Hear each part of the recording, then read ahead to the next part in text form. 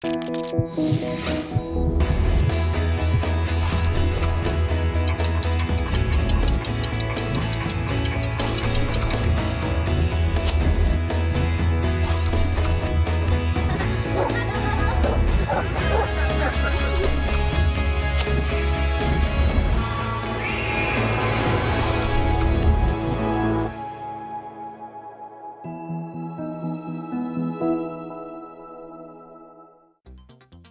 sucede cuando un niño o niña sufre abuso sexual? Además de los efectos físicos, el menor puede llegar a creer que todo lo sucedido fue provocado por él. De hecho, los sentimientos de culpa y vergüenza pueden aumentar la sensación de que es responsable del abuso. ¿Qué pasa si ese niño crece y llega a la adultez con esas creencias? Hay casos donde las secuelas no parecen graves. Sin embargo, ese hombre o esa mujer pueden tener problemas para vincularse y confiar en los demás. Hoy, en Diálogos en Confianza, consecuencias del abuso sexual infantil.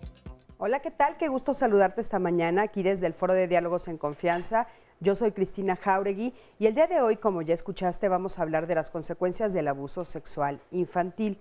Y bueno, cada una de las personas, de los niños, las niñas, de las víctimas que sufrieron algún tipo de este abuso sexual infantil, pues bueno, tienen diferentes consecuencias. Tiene muchísimo que ver con la edad, que ya nos dirán nuestros invitados del día de hoy, tiene mucho que ver con la actitud que las personas del entorno tienen en el momento que se enteran de que este abuso está siendo llevado a cabo, si reaccionan o no reaccionan, si intervienen o no intervienen, si se enojan, si entienden. En fin, todo esto tiene que ver con qué va a pasar con ese niño y esa niña que ha sido abusado en la infancia. Entonces, bueno, pues de esto vamos a platicar el día de hoy y como ustedes ya saben, estamos listísimas aquí en el foro para escuchar cualquier duda que ustedes tengan, algún comentario que nos quieran platicar. Recuerden que este programa, bueno, pues tiene todo el sentido gracias a ustedes.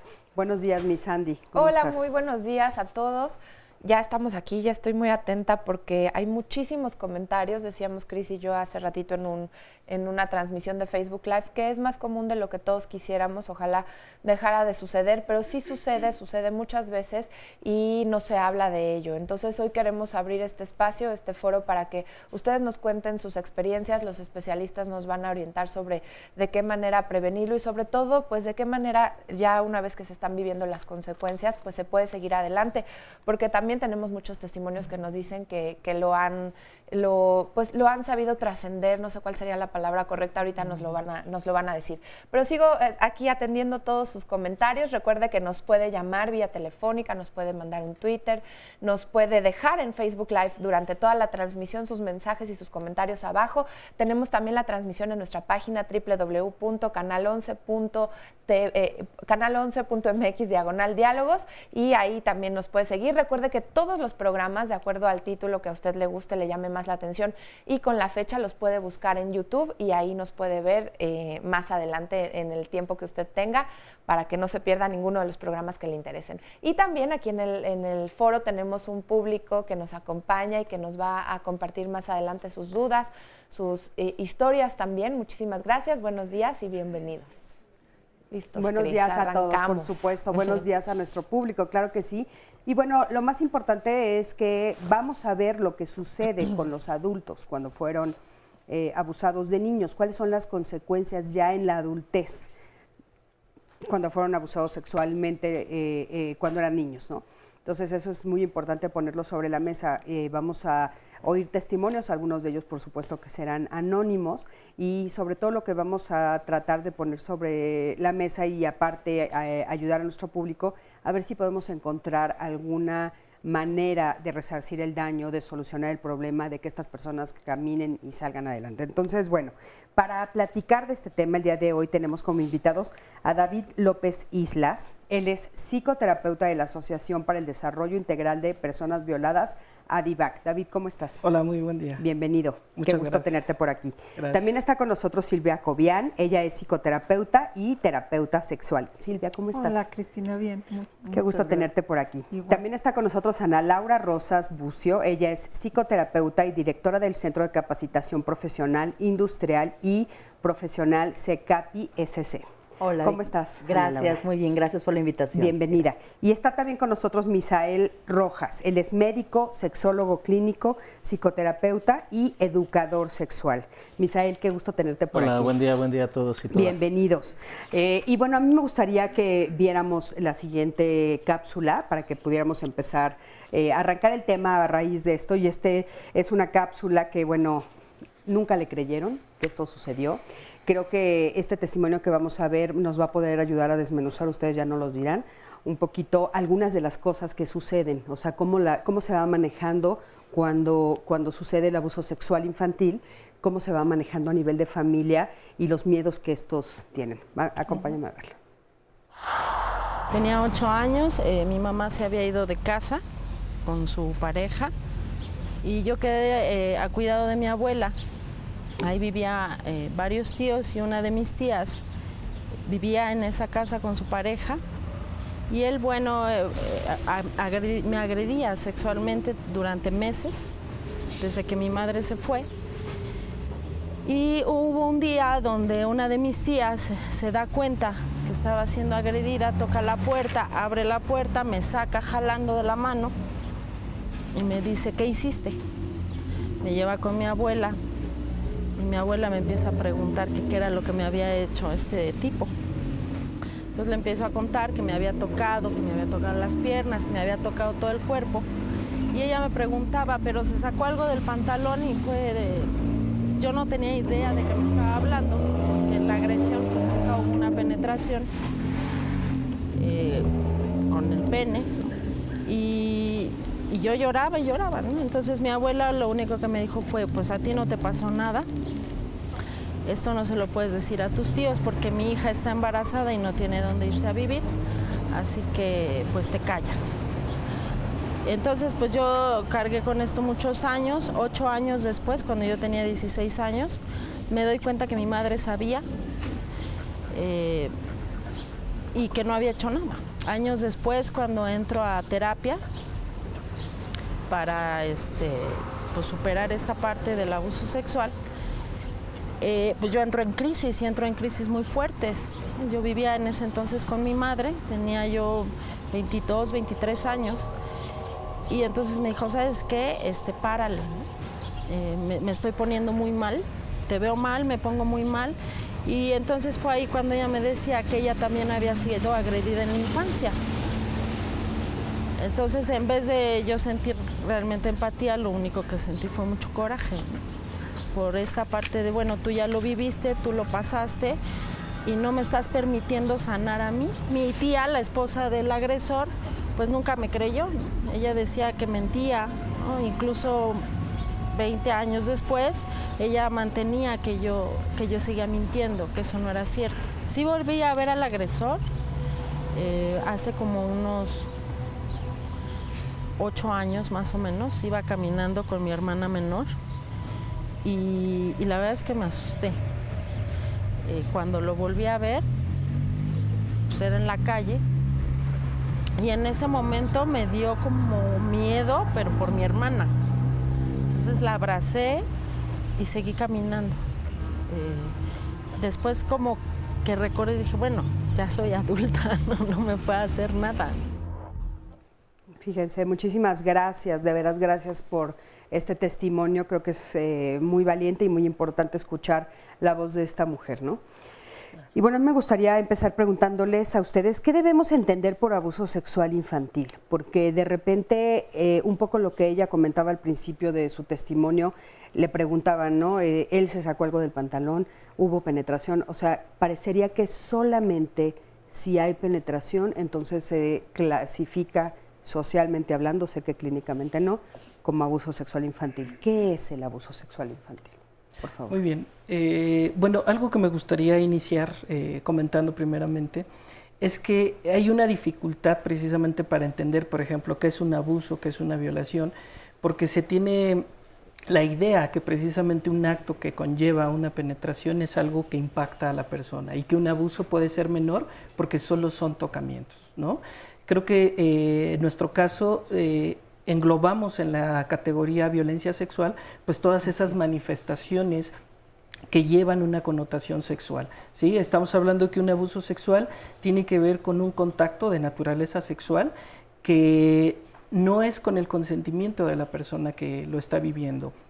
Es un contacto que afecta a la persona que lo está viviendo y que cumple con un ejercicio de abuso de poder de la persona que lo está ejerciendo, que lo está cometiendo. A veces hay un consentimiento, pero muy manipulado. O sea, Claro. puede consentir el menor o la menor porque le están llevando a cabo una especie de seducción, porque le están tratando muy bien, porque a lo mejor es alguien que está acostumbrada a no ser tomada en cuenta o tomado en cuenta. Y entonces el hecho de que alguien se acerque cariñosamente y me invite a acariciarnos, pues puede ser una oportunidad para sentir afecto. Entonces sí puede haber este consentimiento bajo coerción, que sería otra, o bajo este tipo de manipulación, o bajo coerción con amenazas, obviamente. Justo en el Face una persona nos dice eso, que a él lo amenazaban con decirle Sí. a su mamá o con lastimar a su mamá. Entonces ese era uno de los casos, ¿no? A Y través de amenazas. este testimonio me parece riquísimo porque habla de muchos tipos de abuso.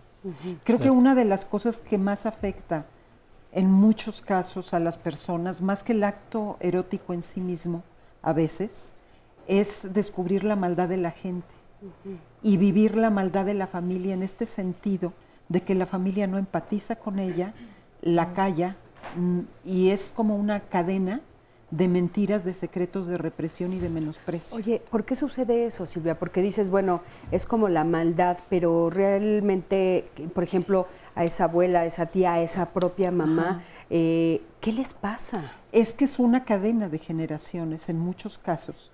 Y pongo la maldad entre comillas, porque la gente se queda muy resentida de tanto maltrato. Y tenemos cadenas de maltrato emocional para empezar en una cultura como la nuestra, donde la parte sexual cuando se da es otro abuso más, otra traición más, otro atentado más contra la persona.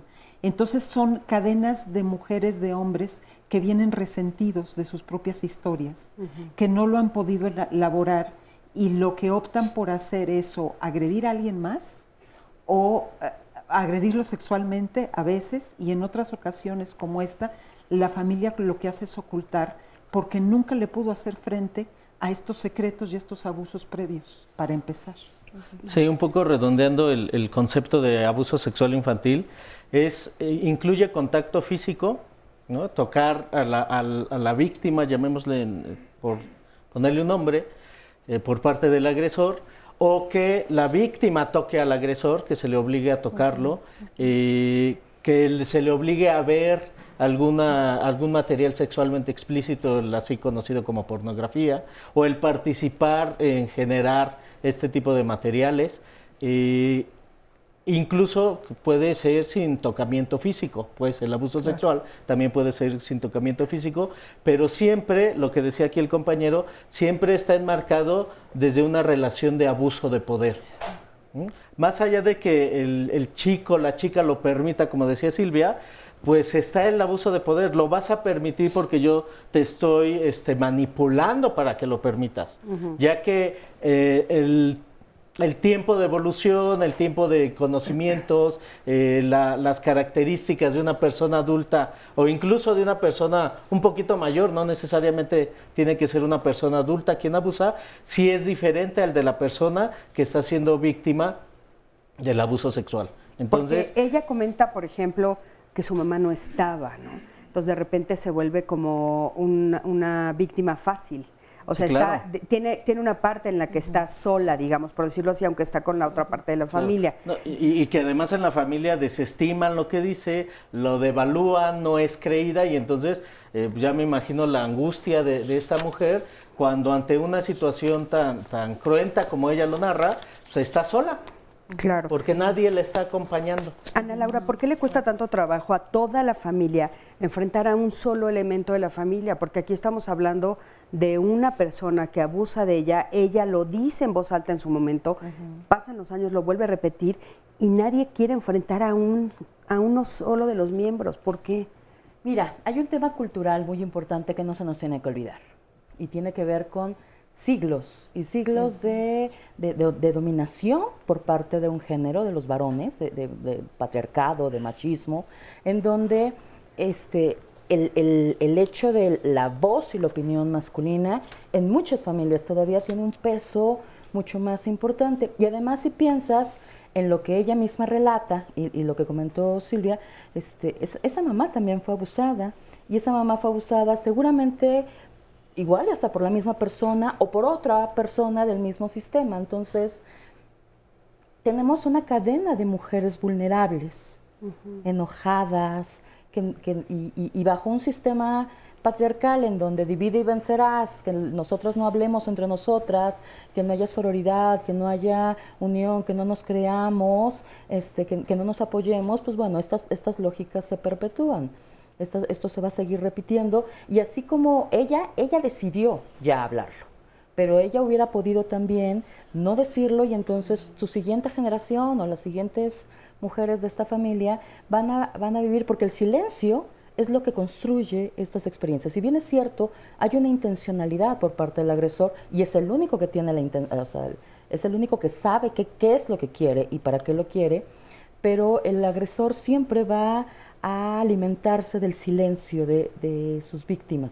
¿Por qué? Porque además está atacando lo más sagrado, lo más íntimo, lo más personal que tenemos los seres humanos, y mucho de lo que nos define como seres humanos, que es nuestra sexualidad. Y fíjate qué paradoja o qué contradicción, porque por una parte hay mujeres que se viven muy vulnerables y muy vulneradas, pero al mismo tiempo usan su autoridad para tapar todo esto. Sí. Con esa fuerza que tiene su autoridad. Fíjate, ella hace una reflexión interesante, porque ella dice, vi al agresor, me moría de miedo y tuve que decirme a mí misma, yo soy adulto, Sí. ya no me va a hacer nada. Sin embargo, siempre tiene la figura de que su vulnerabilidad cuando era niño enfrentaba a un adulto en tamaño, en peso, en características superior físicamente y jerárquicamente, que también es algo muy importante. La jerarquía social, la jerarquía familiar de el esposo de la tía es más importante que una niña otro. que no tienes ni su mamá cerca. Sandy, Oigan, adelante. y estamos hablando de niños y niñas, de ambos. Miren, aquí hay el caso de una persona que nos escribe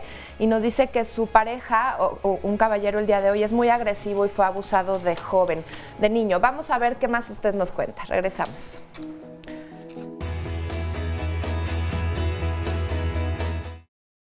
Hace ratito tuvimos que salir a una pausa, a un corte, pero le estaba leyendo un comentario porque estamos hablando el día de hoy tanto de niños como de niñas.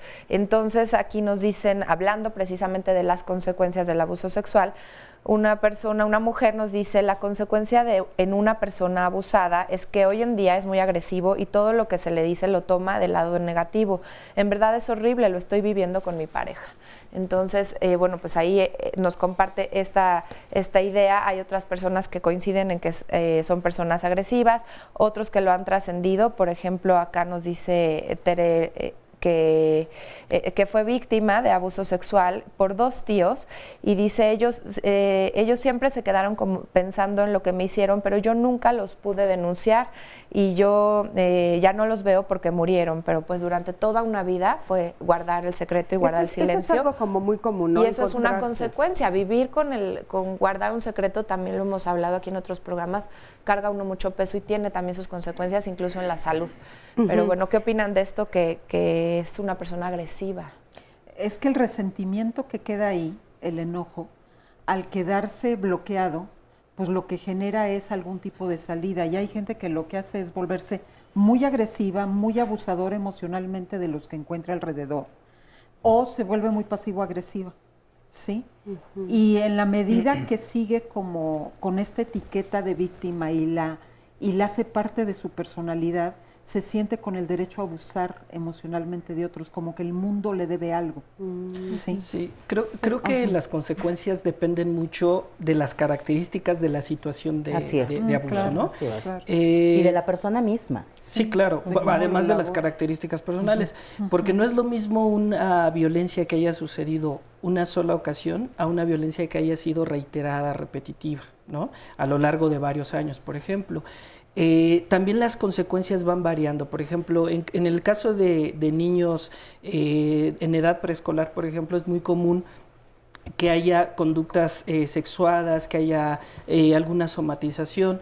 Posteriormente, cuando vemos en edad adolescente, podemos ver esta característica de agresividad, ¿no? Hay una agresividad, puede haber también un poco conductas antisociales, y cuando se empieza a entrar a edad adulta, pues es como toda una gama de comportamientos que se han venido desarrollando en las diferentes etapas, Ajá. en donde puede haber aislamiento, puede haber dificultad para relacionarse ya sea con personas del mismo género o bien con personas del otro género, ¿no? Entonces, creo que va cambiando a veces la forma en que se van manifestando. Oye, estas ¿y podría consecuencias. existir algún caso en el cual no hubiera consecuencias? No, No lo creo, No. no. no, te voy a decir que puede ser, dependiendo evidentemente de la circunstancia de abuso y de la persona y de la relación cercana que tenía con el agresor, pero siempre hay un daño. Puede ser pequeño, puede ser mediano, puede ser más grande, dependiendo de estas características. Y este daño tiene un nombre, se llama síndrome de estrés postraumático. Es una experiencia postraumática, de estrés postraumático, porque el abuso sexual es una experiencia de trauma. Claro, porque aparte, por ejemplo, tú decías, puede ser una sola ocasión o pueden ser muchas, pero pueden ser muchas con seducción y puede ser una con profunda violencia. Entonces, o sea, no hay una regla en ese sentido.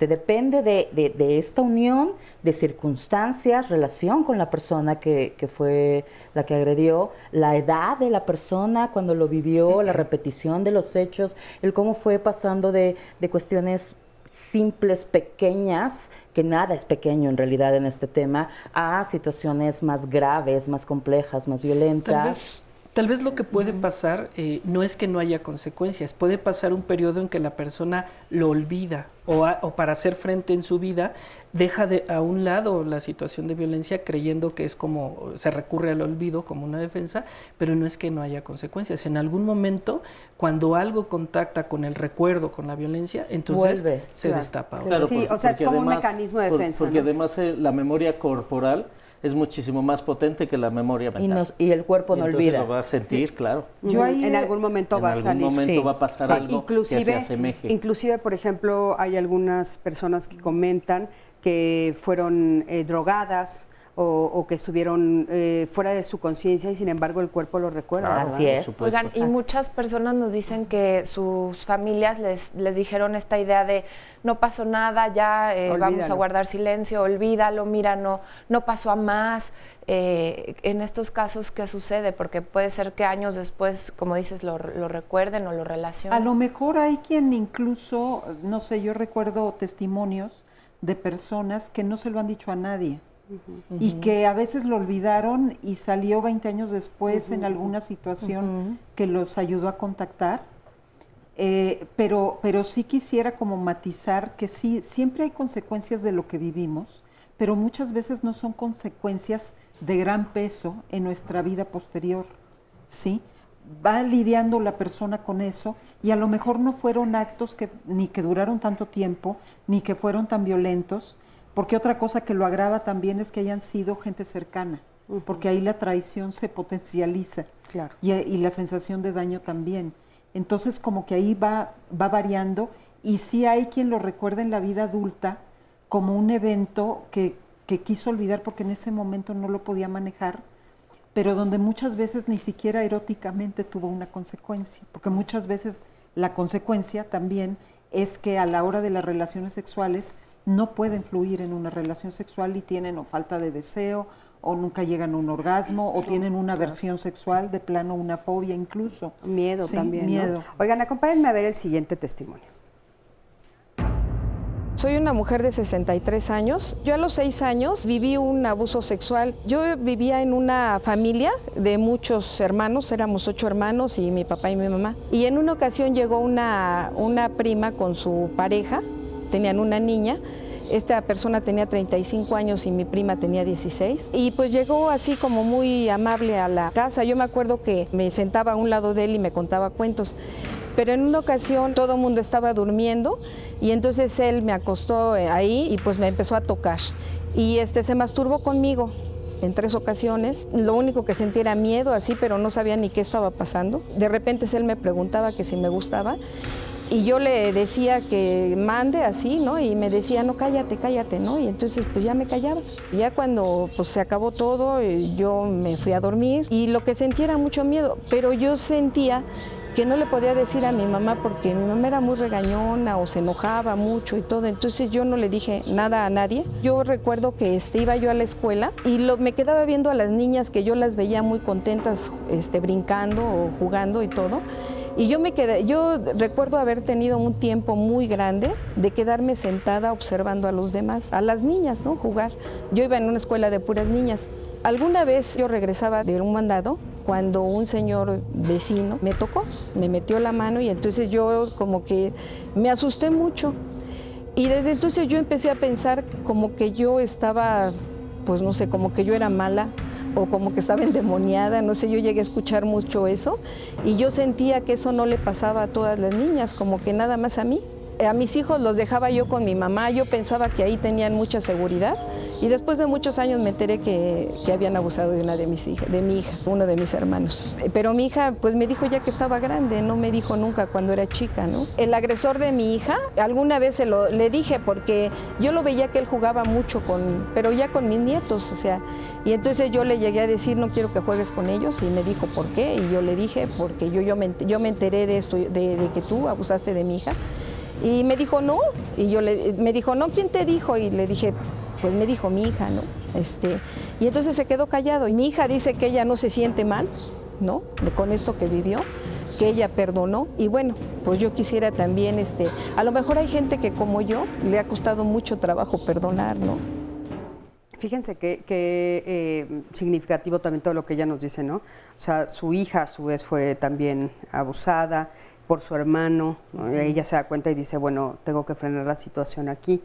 A mí me gustaría que ustedes nos explicaran un poquito cómo un niño conceptualiza el abuso, qué se dice a sí mismo cuando es niño, porque estamos oyendo ya adultos que tal vez un poquito ya se lo dijeron más grandes, como dice Silvia, tuvieron la suerte de que algo los ayudó a volver a conectar y poder explicárselo, pero de niños, ¿qué se dicen los niños? La gran mayoría de veces no lo entienden como tal.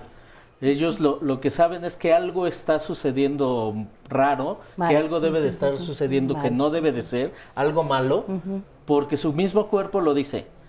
Su mismo cuerpo reacciona a ese tipo de contacto de que no debería de estar sucediendo y como reaccionan es con miedo. Casi siempre lo que sienten es miedo. No saben qué es lo que está sucediendo, pero sí tienen muy claro el miedo, que es el sentimiento que está prácticamente en todas las personas que reciben abuso sexual. Entonces, no lo entienden hasta que después ya crecen, ya tienen más elementos, más conocimiento y es cuando le empiezan a dar explicación a eso que vivieron. Pero al inicio lo que sienten es miedo y no lo ¿Por qué de reconocen repente así. también se escucha esto de la culpa, Ana Laura?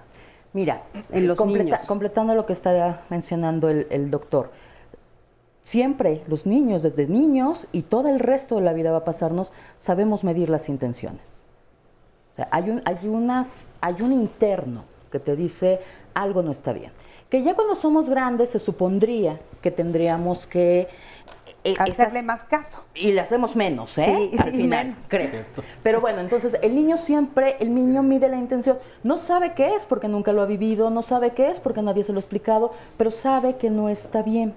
Y entonces si a esto le sumas lo que dice el agresor con respecto a tú eres tan bonita y por eso te lo hago, tú quisiste, por eso viniste, o las amenazas o te gustó. Y además, algo que es muy importante, aunque siempre está presente el miedo, también puede haber una sensación de placer. Claro.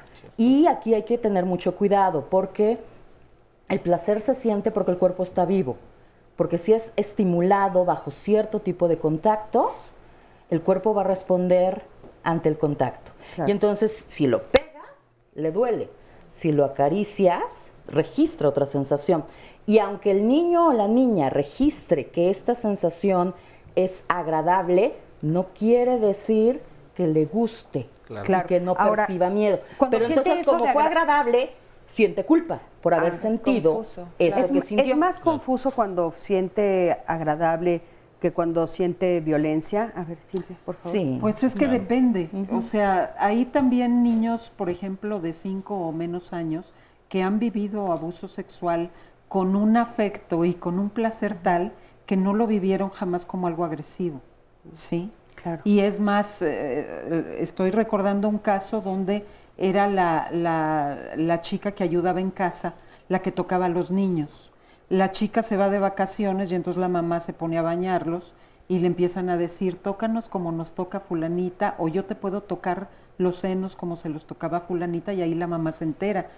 Pero cuando corren a la chica, los niños se enojan, sobre todo el mayor, el otro estaba más chiquito, pero el mayor se enoja porque era para él un juego maravilloso que tenía con ella. Y claro que se queda con una erotización el niño donde quiere estar experimentando esto. Entonces yo creo que no podemos generalizar porque hay respuestas muy variadas. Y no siempre hay una sensación de me traumó la persona. Lo que estaba siendo un problema para el niño, para empezar, era la reacción de los padres, porque el padre reaccionó violentamente y empezó a agredir al niño, a insultarlo, a decirlo que esas eran porquerías, que no se debía hacer. Entonces esa respuesta estaba generando una problemática muy seria en la familia. Oye, a mí me llama la atención esto que estás diciendo, te voy a decir desde qué perspectiva, o sea, ¿cómo desde nuestro adulto, ya que somos adultos y sabemos que no es responsabilidad del niño, por qué se dicen este tipo de frases? ¿Qué hiciste? ¿Fue tu culpa? ¿Lo provocaste? ¿Por qué el adulto le regresa eso al niño? Pues ahí vemos el cassette que ya tiene el papá internalizado, donde toda manifestación erótica por ejemplo, de un niño en este caso la ve como algo pecaminoso y malvado, y entonces así etiqueta a su hijo, en vez de entender que nuestra naturaleza humana conlleva la experiencia de placer desde el útero seguramente, porque hay también investigaciones que así lo insinúan y lo marcan. Entonces es no ser capaz como de entender la experiencia humana del erotismo y reaccionar defensivamente agrediendo al menor. Sandy, por favor. Miren, tenemos distintas opiniones y vamos a leer las historias y los testimonios que muchísimas gracias, agradecemos su confianza en el programa por escribirnos y los voy a leer de manera anónima por el mismo respeto a todos ustedes. Aquí nos dice una mujer, a mí me ha afectado mucho, pero también me ha ayudado a ser una persona que no le gusta depender de nadie. Lo malo es que he llegado a tomarle un poco de resentimiento a mi madre por no apoyarme. Otra mujer nos dice, creo que están comenzando a crear estereotipos, encasillando y cambiando el tema de violencia de género. También hay abuso por parte de mujeres. Un primo fue abusado por una mujer y que enseña hasta la fecha el catecismo, y a pesar de que lo platicó con sus padres, no le hicieron caso y posteriormente cayó en una profunda depresión. También otra mujer nos dice, yo tuve un abuso sexual a los 5 años, a los 12 mi cuñado intentó hacerlo también. Desgraciadamente ambos casos, al hablarlo ya de adulta, me decían que la culpa la tuve yo. Me dolió mucho que mi madre no me apoyara y sinceramente es algo que no he podido superar por completo porque he llegado a creer que sí, realmente yo tuve la culpa. He tomado terapia, pero siento que no me ha ayudado mucho. Esto que preguntaban justamente de la culpa, y en el mismo sentido del sentimiento que nos comparte la gente, hay otra mujer que nos dice, quiero decir que fui abusada por mi padre varias veces. Me decía que eran secretos entre nosotros porque nos amábamos. Después me sucedió con un tío y pensé que era algo normal.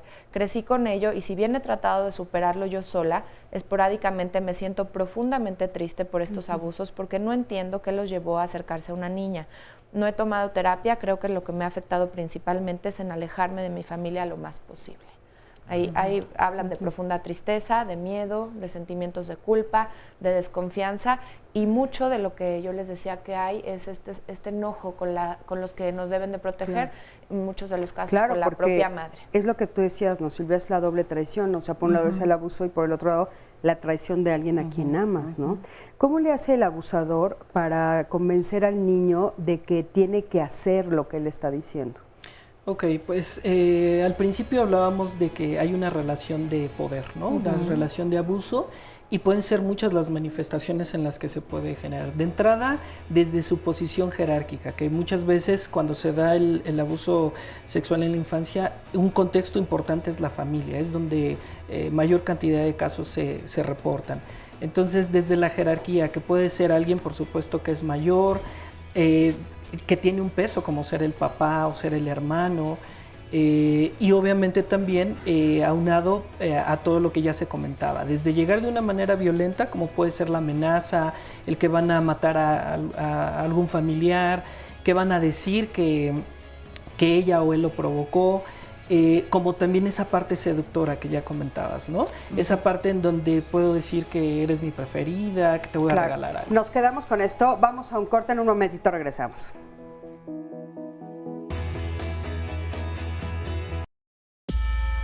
Actualmente me dedico a dar cursos de tareas para niños de primaria. A los 10 años nos cambiamos a una unidad nueva y teníamos unos vecinos que venían de Oaxaca.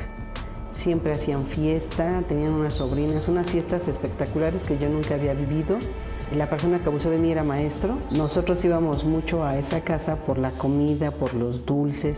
Mamá estaba ocupada por buscar qué darnos de comer a 7 hijos, mientras mi papá estaba en el alcohol. Fue por lo que me gustó ir a esa casa y el pretexto era que me enseñaba algunos temas de la primaria. No sé en qué momento él empezó a acariciarme y en cierta forma pues me gustó, pero cuando llegaba a casa sentía que estaba mal hecho. Yo no tuve plática con mamá de lo que era la sexualidad, pero sí había un comentario que tenía muy presente, que las niñas no deberían de encerrarse en ningún cuarto con hombres y que a las niñas no las deberían de tocar los hombres porque eran como las frutas, se mayugaban o se podrían. Cuando llegaba a casa sentía esa sensación y era tener esas palabras, sentía como que le estaba fallando a mi mamá. Pero me gustaba la sensación, me sentía excitada. La manera que salí de este abuso sexual fue ya no asistiendo en su casa. Me aparté de ahí, ya lo evadí, me empecé a esconder, porque tenía muchas vecinitas allá adentro. O sea que una más que ya no se presentara era como si nada. Después supe que sí había abusado de la hija de la sirvienta de enfrente de su casa y que tenía inclusive un bebé muy niña. Lo que puedo agregar es de que si alguien que me esté escuchando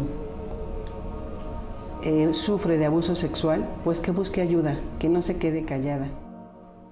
Muchísimas gracias, gracias por este testimonio, ya estamos aquí de regreso. Y bueno, ella nos habla de placer, ¿no?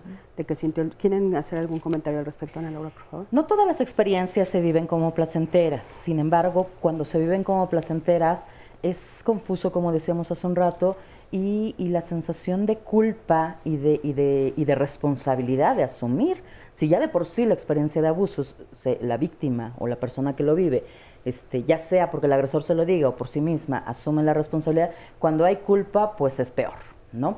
Y aquí hay un tema muy peligroso, porque cuando tú asocias el placer y el dolor, el placer y emociones nuevas, emociones fuertes, como el enojo, como el miedo, como la vergüenza, este tipo de emociones, esta asociación es peligrosa, y me refiero más bien como al desarrollo de la sexualidad adulta de una manera saludable.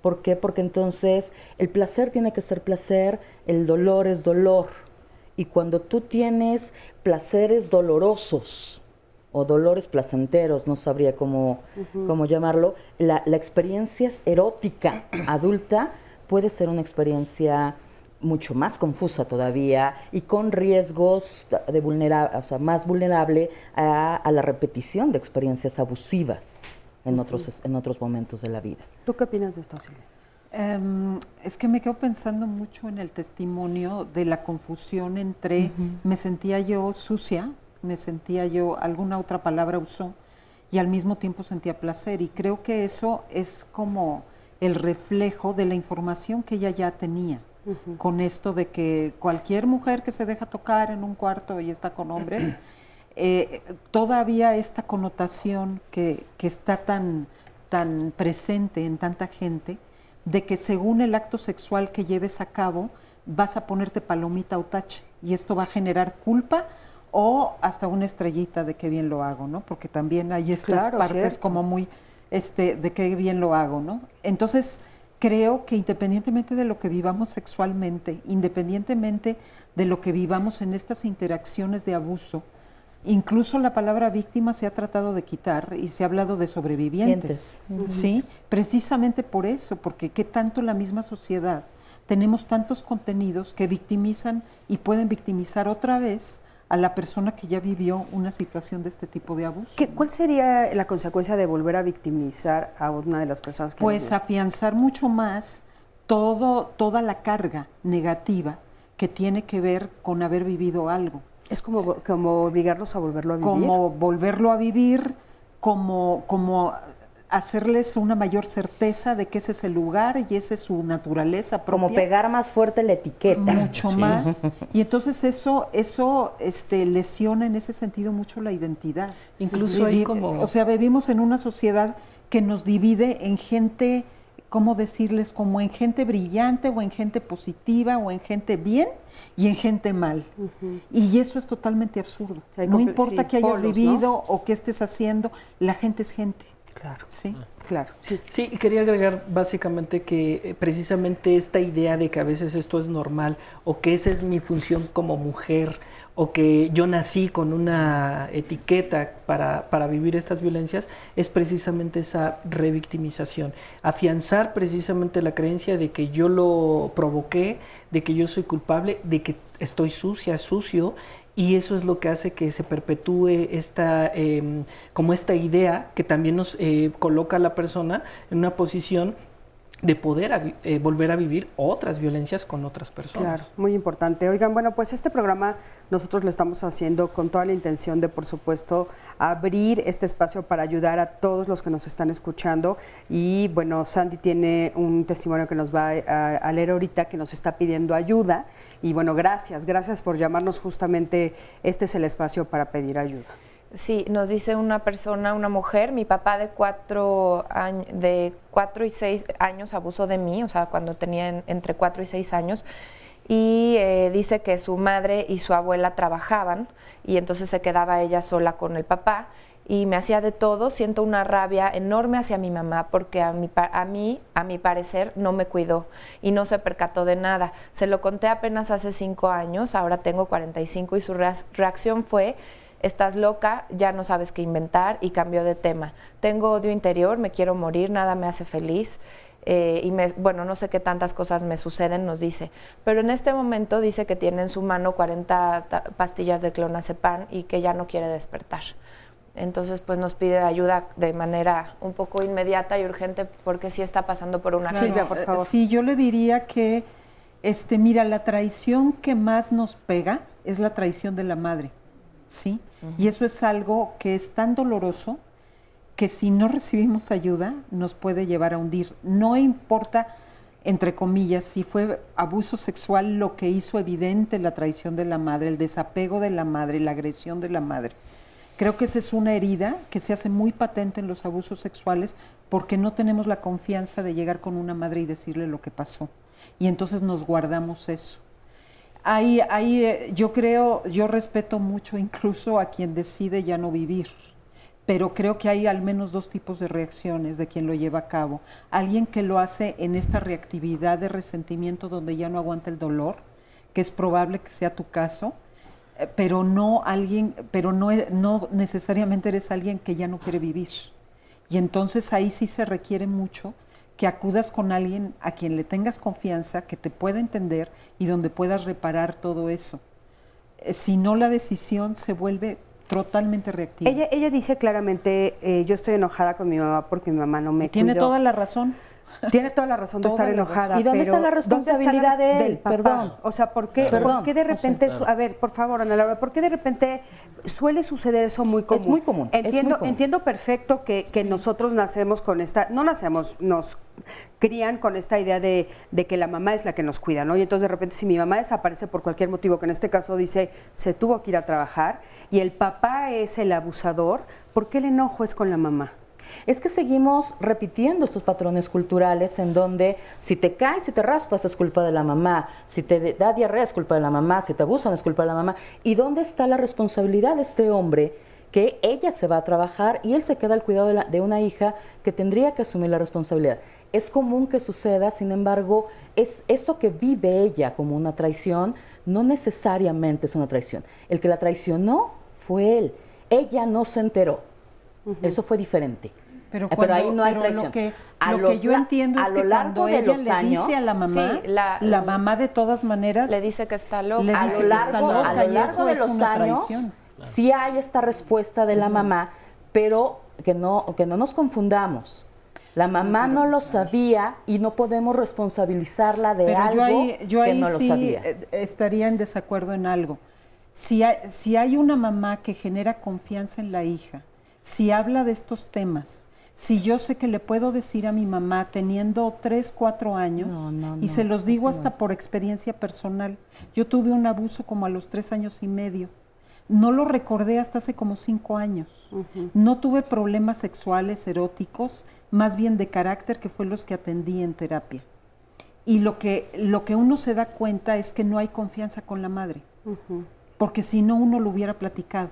Tengo un nieto que le platica todo a su mamá, porque ha generado esa confianza. Aunque no lo tengamos consciente, esta relación del vínculo madre y hija, madre y hijo, en los primeros años, es muy importante y uno siente qué tanto puede confiar en la madre y qué tanto no. Y de eso hay estudios incluso de los pocos meses de nacido, ¿sí? Cómo se va generando esto a nivel celular y a nivel de sensación. Claro. Sí. Oye, y desde luego estoy de acuerdo en que hay sustitutos maternos, si lo vamos a llevar así, que puede ser el padre haciendo su papel de padre y un maternaje adecuado, y también puede generar confianza. Claro, ahora a mí lo que me preocupa un poco y quiero ponérselo sobre la mesa es que esta mujer pues nos está pidiendo ayuda en este momento. Ella hoy con qué puede trabajar. Y en este momento de crisis. Yo de entrada le recomendaría que no se tome las pastillas, que se dé la oportunidad de trabajar esta situación. Le auguramos que puede tener una buena solución, que eso que está sintiendo en ese momento no lo tiene que sentir siempre. Si estás al pendiente del programa, busca ayuda con cualquiera de los especialistas que estamos aquí, o contacta con alguien que te pueda, que tú tengas confianza pues para hablarlo.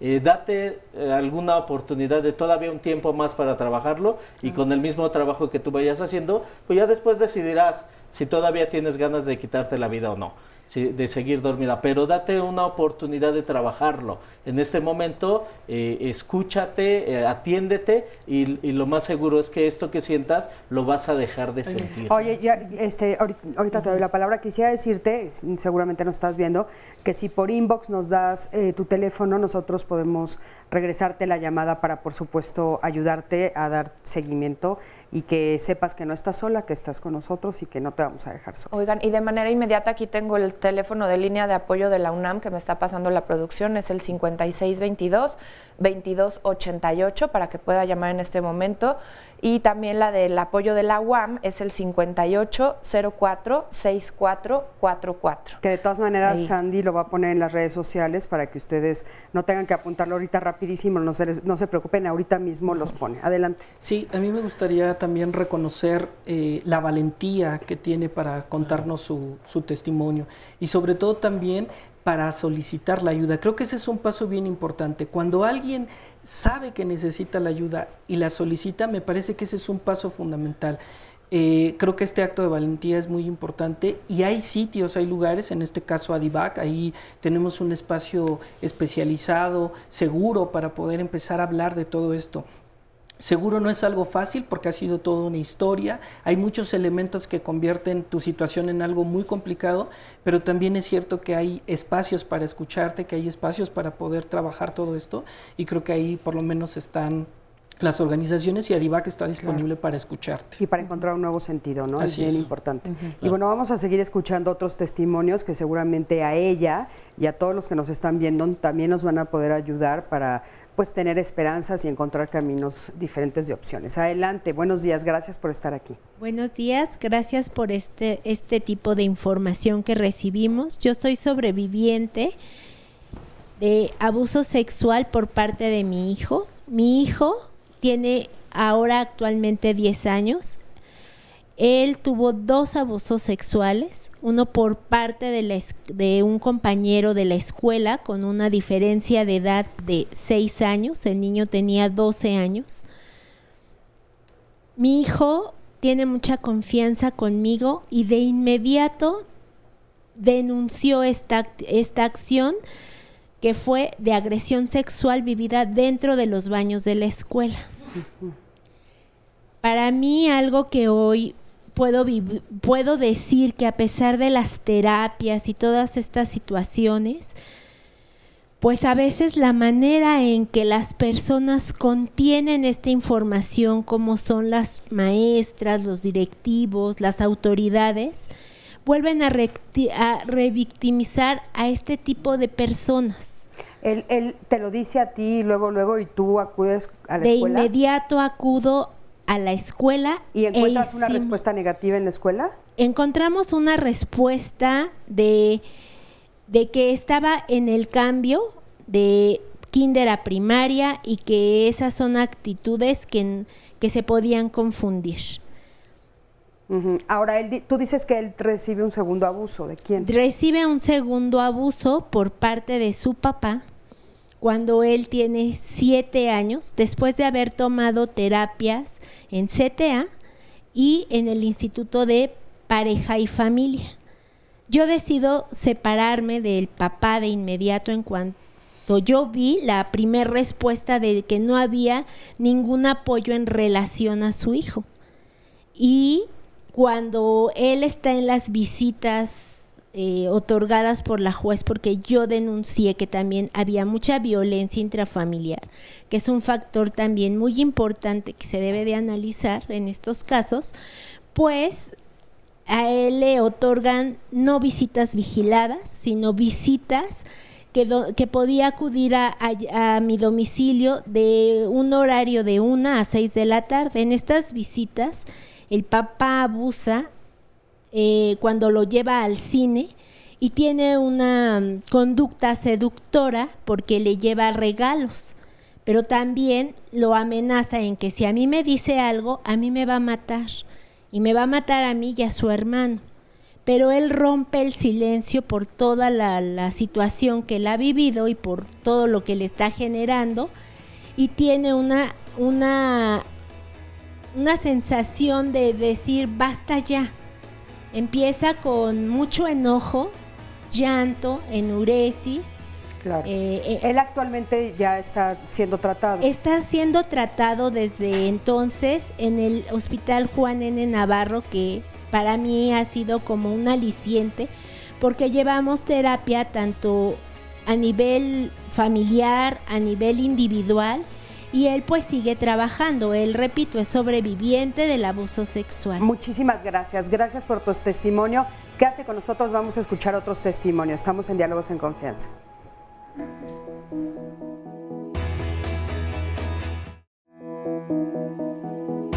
Hay una dificultad precisamente para entender, por ejemplo, qué es un abuso, qué es una violación, que se tiene la idea que precisamente un acto que conlleva una penetración es algo que impacta a la persona y que un abuso puede ser menor porque solo son tocamientos, ¿no? Un abuso sexual tiene que ver con un contacto de naturaleza sexual que no es con el consentimiento de la persona que lo está viviendo. A veces hay un consentimiento, pero muy manipulado. O sea, claro, puede consentir el menor o la menor porque le están llevando a cabo una especie de seducción. El hecho de que alguien se acerque cariñosamente y me invite a acariciarnos, pues puede ser una oportunidad para sentir afecto. En muchos casos a las personas, más que el acto erótico en sí mismo, a veces, es descubrir la maldad de la gente. El concepto de abuso sexual infantil incluye contacto físico, ¿no? Tocar a la víctima, llamémosle por ponerle un nombre, por parte del agresor, o que la víctima toque al agresor, que se le obligue a tocarlo, que se le obligue a ver algún material sexualmente explícito, así conocido como pornografía, o el participar en generar este tipo de materiales. Siempre los niños, desde niños y todo el resto de la vida va a pasarnos, sabemos medir las intenciones. No sabe qué es porque nunca lo ha vivido, no sabe qué es porque nadie se lo ha explicado, pero sabe que no está bien. Esto le sumas lo que dice el agresor con respecto a tú eres tan bonita y por eso te lo hago, tú quisiste, por eso viniste, o las amenazas o te gustó. Algo que es muy importante, aunque siempre está presente el miedo, también puede haber una sensación de placer. Claro. Y aunque el niño o la niña registre que esta sensación es agradable, no quiere decir que le guste. Pues ha estado muy interesante y tenemos muchísimos comentarios, muchísimos testimonios y llamadas. Gracias por todos ellos. Y uno en particular que me gustaría leerles para que lo aclaremos es el de Arturo de la Peña Guerrero, quien dice: el abuso infantil lo hace Canal 11 desde hace 20 años con su programa Monólogos en Desconfianza. No hay peor violencia que la mentira tendenciosa que se convierte en corrupción de menores. Fíjense este comentario, y yo nada más para aclarar, aquí tenemos ya 137 comentarios en el Facebook Live, donde casi todos son testimonios de que han vivido abuso sexual. O sea, es una realidad. Ojalá no tuviéramos que hablar de ello, ojalá no existiera, claro, pero es una realidad. Y bueno, a mí sí me gustaría Arturo? decirle, por supuesto, que somos Diálogos en Confianza desde hace más de 20 años. Y bueno, lo que nosotros estamos haciendo es, por supuesto, poner sobre la mesa, poner en los programas temas que a veces en otros programas pues no se atreven a hablar de ellos, no se atreven a platicarlos, a poner la voz de las personas que lo sufrieron. Y aparte, algo que es bien importante que todos sepamos y que son las estadísticas reales: México es el primer lugar en abuso sexual infantil, y entonces tenemos que hacer algo al respecto, y negarlo no es el camino. ¿Tú qué opinas, Silvia? Totalmente de acuerdo, Cristina. Negarlo no es el camino. Llevamos años de destapar este tipo de temas. La cifra negra sigue siendo muy grande, es decir, la cifra negra es la cifra que no se conoce real de abusos sexuales, y a pesar de eso, la que sí se conoce, como dices, es un índice el primero en el mundo. Entonces yo creo que es un tema del cual preocuparnos. No sé dónde ande esta persona. Misa, sí, claro, y es curioso que quien lo dice es un varón, ¿no? No una mujer, un varón que tiene todo el sustento estructural social basado en el machismo, que dice eso no existe.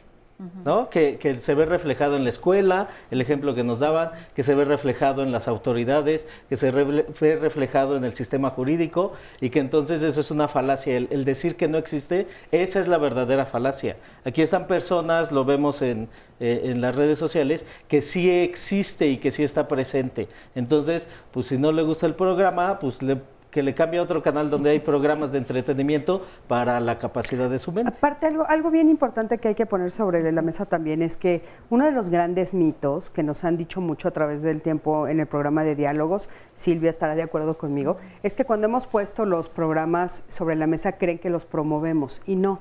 Al contrario, acuérdense que la información es la que nos salva. Exacto. La ignorancia es la que nos hunde.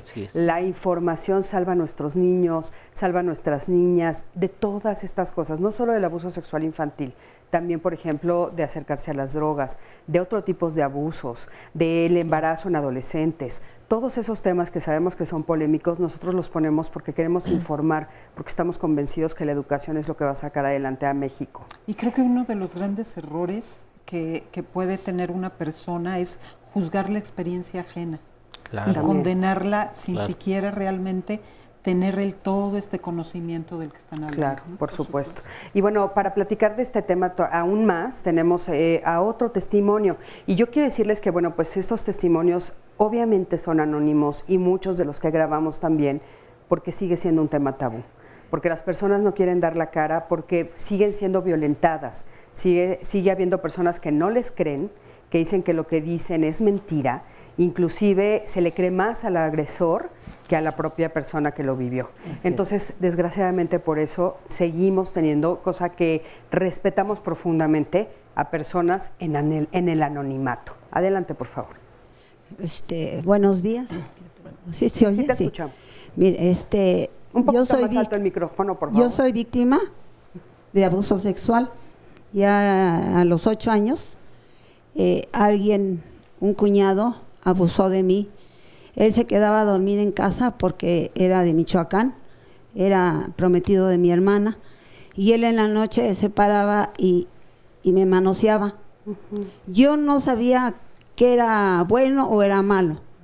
Decían hace rato de la mamá, ¿dónde estaba? ¿Quién sabe? Si decía yo que me estaban haciendo eso, me regañaban, me decían que estaba yo loca, pero pues así pasaron como 3 años y seguí hasta que pues ya crecí y no ¿cómo les diré? Lo guardé tan hondo que pues nunca me acordaba, pero después de muchos años mi nieta fue abusada por su padrastro y yo veía algo malo en ella, algo que la hacía sentir triste, enojada, iba en la escuela muy mal. Yo asisto a unos grupos de familia Al-Anon. Ahora sí ya tenía yo conciencia y ya veía la lucecita esa roja que me decía, algo anda mal en tu nieta. Y le dije, oye hija, algo tienes. No, abuelita. Le tuve que estar diciendo, y sí, efectivamente ella estaba siendo abusada por el padrastro. Cuando yo le conté eso, porque en Al-Anon tenemos una madrina, le dije, y yo lloraba mucho, pero me acuerdo que en ese momento estaba sacando todo el dolor que tenía yo. De lo que te había pasado a ti. De lo que a mí me había pasado. ¿Y podrías identificar algunas de las consecuencias de haber sido abusada de niña tuyas? ¿Qué consecuencias tienes de ese abuso? Pues yo crecí muy insegura, crecí con cuando me casé, le tenía aberración al sexo con mi esposo, siempre estaba yo enojada con él, porque él pues yo sentía que me manoseaba, que él era malo, porque así nos decían aquellos tabúes en el que la mamá dice, no te dejes de un hombre porque los hombres son malos. Todo eso lo traía yo en la cabeza. Y fueron muchos años después que pudiste entonces ubicar cuál era la razón. A raíz de que tú te das cuenta, porque tu nieta le sucede, pero aparte tú te das cuenta que a ti te sucedió y que durante muchos años tu mecanismo de defensa fue hacerlo a un lado de tu mente, ¿lo has podido trabajar? ¿Has podido avanzar en las consecuencias? Sí, lo he podido avanzar porque estoy en un grupo de familias que su manera de beber de las personas nos afecta. Y ahí yo tuve que sacar todo eso y también con un psicólogo, con una psicóloga, para poder seguir adelante, porque yo me sentía sucia, yo me sentía muy mal. Claro. De verdad que yo anoche igual yo volví a remover todo ese odio que tenía hacia mí misma por haber sido incapaz de decirle a mi madre el abuso que había sido víctima. Me dio dolor de estómago porque se removió otra vez lo que yo pasé. ¿Ayer en la noche? Sí, anoche. Solo de pensar que hoy no los ibas a contar. Sí. Claro. Okay. Y pues aquí estoy dándoles mi testimonio. De verdad están diciendo de los niños, hay que tener la lucecita esa roja de decir, hay algo. Si el niño se orina. Fíjate que duro, o sea, qué difícil lo que tú viviste, pero cómo eso más adelante te da luz para poder sacar a tu nieta. Muchísimas gracias por tu testimonio, gracias por el valor, gracias por estar aquí el día de hoy. Tengo una llamada porque justamente ella nos invita a reflexionar sobre nuestros niños y nos dice un anónimo, en mi familia sucedió esto del abuso infantil, fuimos muchos niños y niñas los que vivíamos juntos y recibíamos abuso por parte del abuelo. De pequeños no sabíamos que eso era abuso sexual, nos dimos cuenta hasta ahora que ya somos grandes. Cuando enfrentamos a nuestra tía por no habernos cuidado, ella se puso a llorar porque sabía lo que pasaba y no hacía nada. A mí me da pena hablar de este tema con mis hijos, todos estamos así con vergüenza.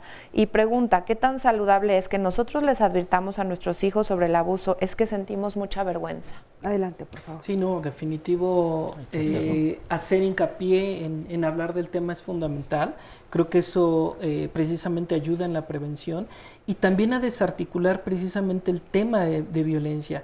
Se tiene el abuso como algo que es de oculta realización, algo de lo que no se debe de hablar, y precisamente esa es una de las características que permea que se siga reproduciendo el abuso. Ya decíamos, el abuso del poder de la persona que lo ejerce, pero también toda esta cultura que hay alrededor hace que todo esto permanezca en silencio, algo de lo que no se debe de hablar, y me parece que precisamente una gran ayuda para prevenir que nuestras niñas y niños vivan violencia sexual es precisamente empezar a hablar de eso.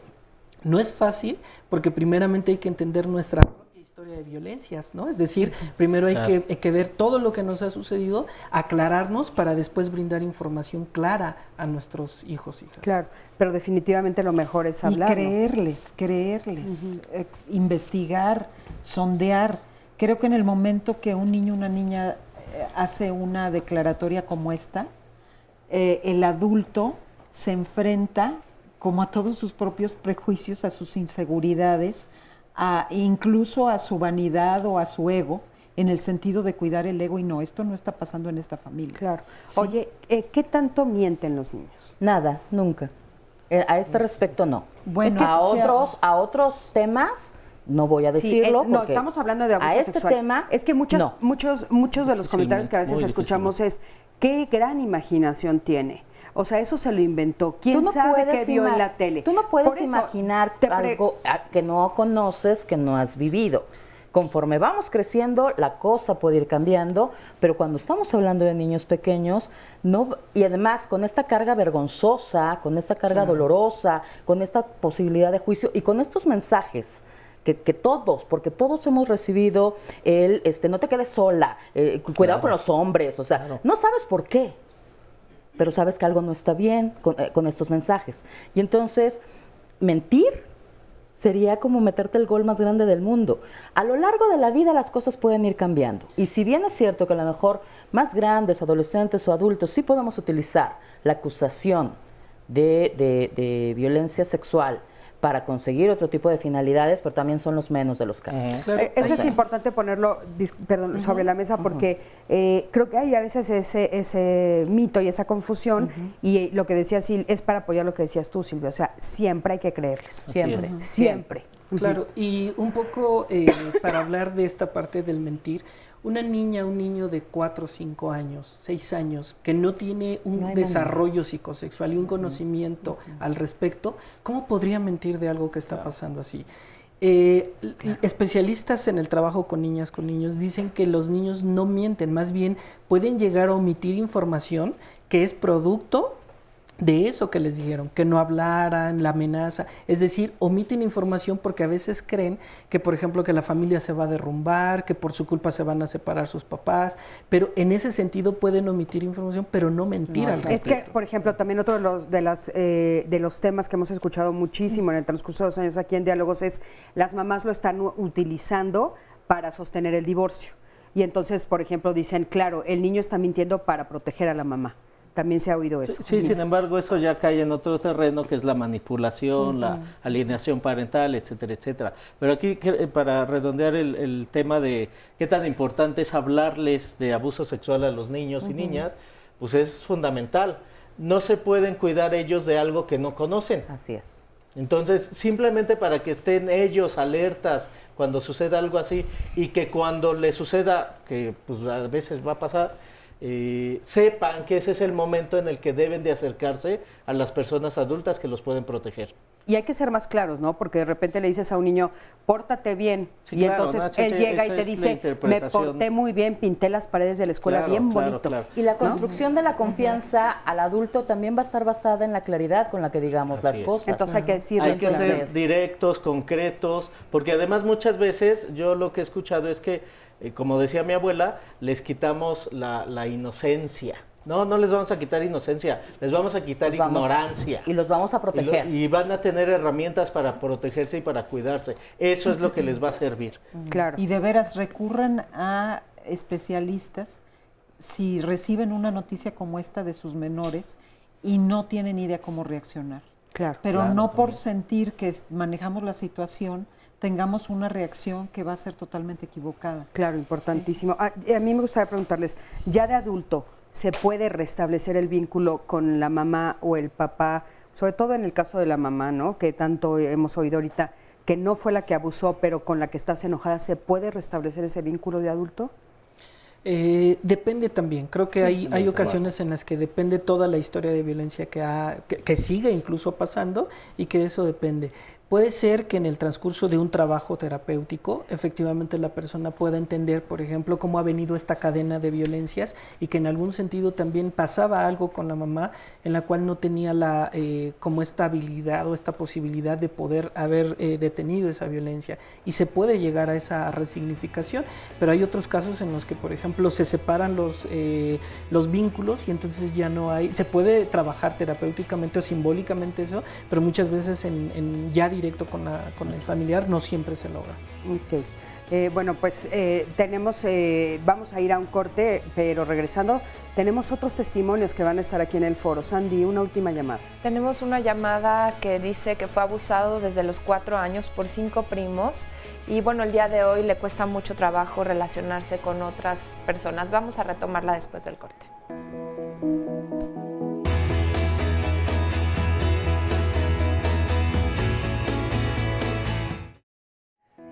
Muchísimas gracias por continuar con nosotros y particularmente en este bloque por su atención, porque gracias a las llamadas que ustedes hacen para proporcionar información sobre las personas que están desaparecidas, muchas de ellas logran reencontrarse con sus familiares y con sus seres queridos. Así que ponga mucha atención, si tiene información no dude en comunicarse a los teléfonos que aparecen en su pantalla.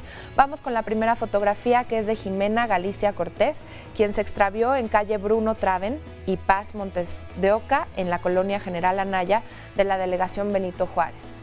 Jimena se extravió el 27 de mayo de este año 2017. La siguiente imagen es la de Victoria Guadalupe Soriano Hernández, quien se perdió en avenida Ángel Albino Corcio, 3219A, en la colonia Belisario Domínguez, de la delegación Gustavo A. Madero. Victoria Guadalupe está extraviada desde el 30 de agosto del año pasado, 2016. Una siguiente fotografía es la de Eric Daniel Vargas González, quien se perdió en calle Tritón, Manzana 8, lote 7, en la colonia Media Luna del municipio de Catepec, en el Estado de México. Eric Daniel está desaparecido desde el 28 de abril de este año.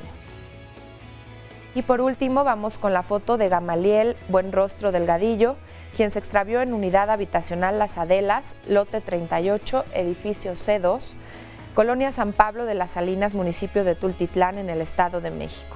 Gamaliel está desaparecido desde el 13 de septiembre de 2016. Muchísimas gracias por la información que usted pueda proporcionar. Vamos a continuar con nuestro tema viendo el siguiente testimonio.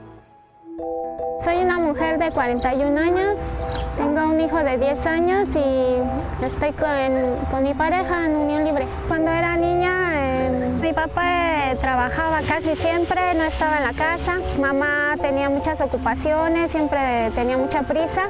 Ella nos tocaba y nosotros le pedíamos que no lo hiciera y ella lo seguía haciendo. Mi mamá, pues desde que tenía 8 años, la mandaban a trabajar a casas de conocidos, de familiares. Algunos tíos o otras personas la abusaban, la tocaban, la humillaban. Y ella después perdió a su papá cuando tenía 14 años y tenía que seguir trabajando en casas. Yo trasciendo la parte del abuso sexual en mi vida, haciendo catarsis, yendo a terapia, haciendo mucha meditación y unas terapias que se llaman constelaciones familiares. También me han hecho regresiones. En estas regresiones yo vi como un miembro de un hombre blanco, pero no pude ver el rostro. Y yo creo yo era muy pequeña. Y lo de mi mamá eso sí lo recuerdo, porque yo tenía 7, 8 años e incluso nos seguía tocando, nos seguía golpeando. Nosotros le decíamos, mamá, no déjanos. Y ella decía, yo les puedo hacer lo que yo quiera porque yo las hice. Hijo, qué duro testimonio. Muchísimas gracias por este testimonio. Seguimos sumando historias. Y antes del corte les mencionaba esta de un hombre que dice: yo fui abusado desde los 4 años por 5 primos. Pasaron varios años y lo que a mí me marcó mucho fue que a los 12 años un sacerdote me lastimó demasiado, pero mi mamá fue comprada económicamente y hasta la fecha me cuesta relacionarme. Soy gay y me cuesta mucho tener una relación. Son secuelas que me marcaron mucho. Y otra, estamos recibiendo también muchas llamadas de hombres, de caballeros, de niños, y aquí hay una tía que nos dice que su sobrino fue abusado a los 10 años por una cuñada. Mi madre descubrió el abuso, guardó silencio meses y se lo contó a una hermana quien la obligó a decírselo a los padres del niño, pero antes corrió de la casa a la agresora para protegerla de la cárcel. Mis hermanos, lejos de molestarse, festejaban que el niño se había iniciado sexualmente. Esta situación me hizo recordar cuando fui abusada, se lo dije a mi madre y su respuesta fue: ya pasó, perdónalo, ahora le tengo resentimiento a mi familia y me he alejado de ellos, pues mi sobrino rechaza tener amigas o novias. Y un profesor le dijo que si era maricón y que le molesta la reacción de las personas a las que les confía la agresión. Ay, por favor, bueno, contestemos esa pregunta. Sí, es importantísimo aclarar todo esto. Sí, bueno, si el abuso sexual en niñas está, no se ve, no se nota, no se habla, el abuso sexual en los varones, menos. ¿No? ¿Por qué? ¿Cómo un varón en esta sociedad machista va a decir que fue víctima de abuso por otro hombre? Por todos esos prejuicios, por todas esas consignas sociales de que entonces es homosexual, maricón, lo que sea. Y menos si la agresora fue una mujer mayor, porque como bien decía Sandy, es el inicio. Deberías de estarlo celebrando que empezaste a tener vida sexual con una mujer adulta o una mujer mayor. Bueno, pues no, eso evidentemente no debería de ser así, y sin embargo, socialmente por esta situación, esta estructura machista, pues es lo que se celebra.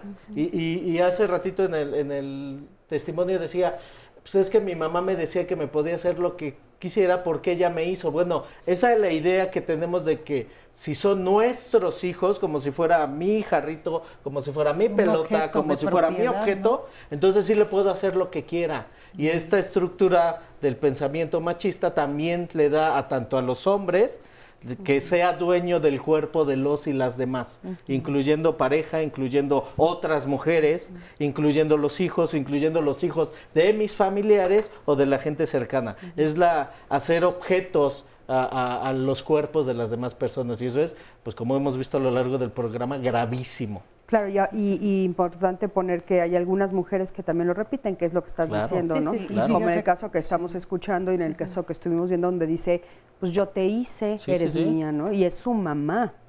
Y fíjate cómo en el caso de los hombres, un acto de abuso sexual cuestiona su identidad como hombres, su masculinidad. ¿Qué tan hombre soy? Ya no soy hombre.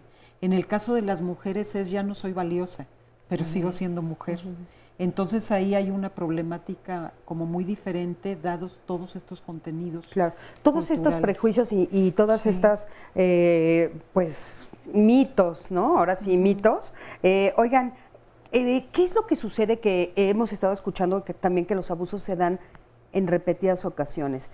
¿Podrían hablar un poquito de esto de la indefensión? O sea, ¿hay algo en esa personita que la hace ser indefensa, o sea, donde no puede y por eso abusan de ella? Uno de los testimonios nos dijo, bueno, mi hijo fue abusado 2 veces, otros testimonios también nos han dicho, bueno, un tío, un primo, mi papá, el hermano de mi papá, en fin, es como si fuera una cadenita, o de repente vieran que ese niño está disponible, esa niña está disponible. Hay vulnerabilidad, o sea, la experiencia de abuso cuando te sucede, y te va a suceder, no importa si eres un niño vulnerable o no, en realidad es la decisión del agresor, si se da la oportunidad, si se puede. Sin embargo, cuando ya abusaron sexualmente de ti, hay un mensaje que se queda claro.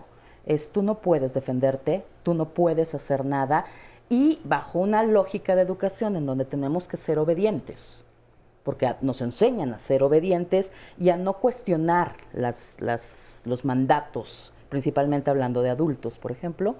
Eso fomenta eso. Entonces yo ya soy vulnerable por el hecho de que sucedió, y aunque yo hubiera dicho que no, hubiera dicho que sí, no importa. El otro lo hizo y eso me dio un mensaje de que yo no puedo defenderme, de que yo no voy a poderte detener, y entonces eso te vulnera para otras ocasiones. Y es común entonces encontrarte a lo largo de la vida como a los 4, a los 7, a los 9, a los 15, o sea, se van repitiendo y esa misma vulnerabilidad es con la que educas y entonces ahora tienes niños vulnerables. Yo he escuchado algunos casos, por ejemplo, donde sí el niño o la niña se atreven a decirlo en voz alta y entonces el papá abusa de ellos después de que les dijeron, que le avisaron al papá, es que el maestro abusó o abusó tu hermano, y entonces el papá entra al abuso, que ahí ya lo está, dice, ya lo vulneraron, ¿o cómo? Permítame compartirles. Tuve una paciente hace algunos años en donde efectivamente fue un profesor en la escuela y ella se lo dijo a la mamá se lo comentó al papá, y el papá cuando le dijo, ya, perdón por la palabra, pero ya te fregaron, ya te chingaron, y debí de haberlo hecho yo. Y ahí vino el abuso de papá. O sea, es otro te estrenó, eso no era correcto, debí de haberlo hecho yo. Ay, no, Oigan, bueno, y otra Sandy, pregunta es la de, bueno, ¿qué pasa cuando el abusador repite con muchísimas víctimas? O sea, porque como que pareciera que no hay nada que lo detenga, nada que lo frene. Hemos hablado de impunidad. Claro. Miren esta llamada que dice, en mi familia hubo un abusador y abusó de más de 20 personas. Y por el gran silencio que hubo, dice, 20 primos fuimos abusados. A mí me sucedió cuando era muy pequeña, yo tendría unos 4 años y no lo recordaba hasta años después. Y bueno, dice que ahora él ya se fue del país y afortunadamente solo ha permitido y eso ha permitido que los demás familiares vivamos tranquilos, pero siempre hay alguien que se da cuenta. Y entonces, ¿por qué se esconden? ¿Qué es lo que sucede que fíjense, 20 yo también conozco no pudieron decir? Sí, una familia donde el hermano de ellos abusó de los hijos de todos sus hermanos. Por eso creo que sería importante la reflexión de, el valor que se le pueda dar a la denuncia de estos 20 niños. Chicos, a ver, ¿qué? Claro, principalmente este caso nos habla, contrario a lo que decía Arturo, que esto no es cierto, precisamente nos habla de la gravedad del problema de la violencia sexual. Sí, es común también frecuente que cuando una persona, aquí yo lo que pudiera pensar es que hay una jerarquización importante, un abuso de poder importante en esta familia que llevó a que este hombre violentara a 20 personas, es decir, él seguramente utilizando la amenaza, utilizando varias violencias, seguramente fue que precisamente permitió reproducir esta serie de acontecimientos de abusos, precisamente por una situación de poder, ¿no? Supongo puede ser el abuelo, puede ser el papá, los amenazó, es decir, ahí hay como muy claro una situación de abuso de poder. Oye, ¿y el delito prescribe en algún momento? O sea, por ejemplo, ya de adulto tú puedes denunciar que tu papá abusó de ti, el tío, el cuñado. ¿Prescribe en algún momento? Sí hay una prescripción y precisamente decía también hace un momento que como son delitos de oculta realización, es bien complicado poder probar que hubo una violencia, ¿no? Si no es exactamente en el momento en el que sucede. Bueno, contingente a cuando sucede.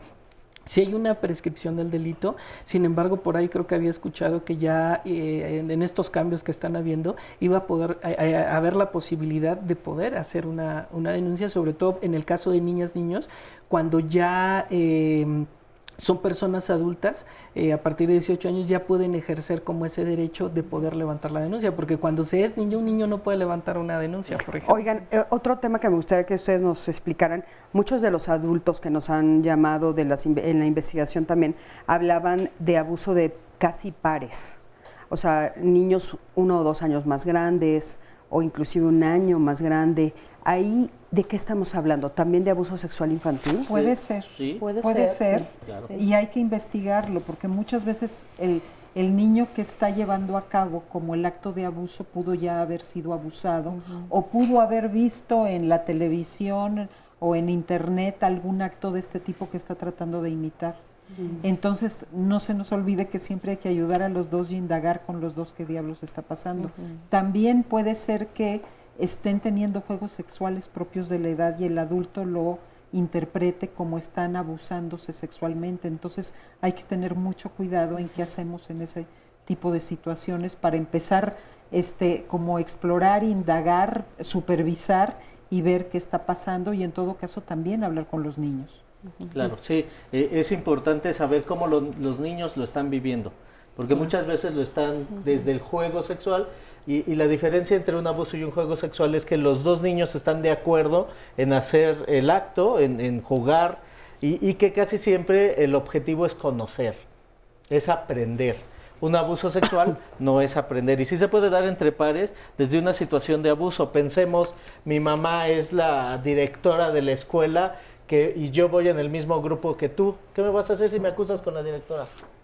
Tengo sobre de ti cierto abuso, cierto empoderamiento de jerárquico, pues, y entonces eso hace que yo sí pueda abusar sexualmente de ti, a pesar de que somos de la misma edad. Y también algo importante respecto a las edades es que a veces se cree que, por ejemplo, por el ser niños, niñas, ya estamos hablando de juego sexual, pero también no es lo mismo un niño de 5 o 6 años que está por ingresar a la primaria a un niño de 8 años que ya está en primaria y que ya trae un desarrollo mucho mayor. Ahí estamos hablando de una relación jerárquica en donde se da el abuso del poder.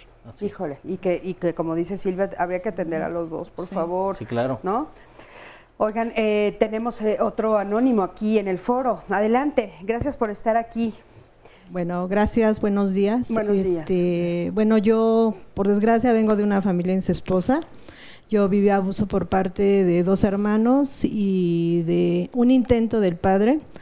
Sería entre la edad de 2 y de 5 y 12 años. Lo de tus hermanos. Lo de mis hermanos. ¿Duró todo ese tiempo? ¿Ande? ¿Duró todo ese tiempo? Duró todo ese tiempo hasta que yo mejor huyo, me voy con otra familia a otro estado, porque yo ya no quería seguir con este abuso. Y bueno, pues yo crezco siendo muy insegura, con mucho coraje hacia los hombres. Ahorita oía mucho odio hacia la madre.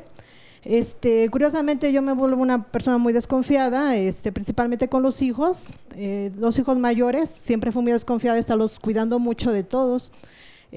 Hasta que tengo unas gemelas y ahí es donde nace más mi miedo, porque relativamente fue miedo, temor de no saber cómo poderlas proteger. Ya tenía miedo con los varones, pero con las mujeres fue más. ¿Y tenías miedo de que tus varones abusaran de tus niñas? No, de que fueran a abusar de mis hijas y no saber cómo protegerlas. Yo por eso por muchos años odié a mi madre.